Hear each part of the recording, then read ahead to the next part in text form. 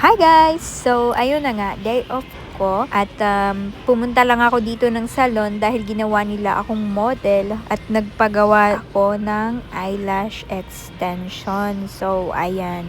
Ang ganda ng pagkagawa sa akin guys, volume yan. Yan yung gusto ko pag nagpapagawa ako ng eyelash. So, ayan na, ang ganda. Bet ko yan guys. So, thank you, Yvette. Maganda kong eyelashes. Guys, punta na kayo dito sa Bidashing. Charot! Andito na ako ngayon sa bus at dediretso na lang din ako ng gym kasi meron akong na-discover na bagong gym dito sa Abu Dhabi. Electra Street. So, ayan. Bago pa lang tong open, guys. And then, madami silang equipment dito. Kasi doon sa lagi kong pinupuntahan na gym, guys, kulang yung mga gamit. Ang gusto ko kasi sa gym, yung malinis, mabango, tsaka hindi yung disorganized. Parang ganun ba?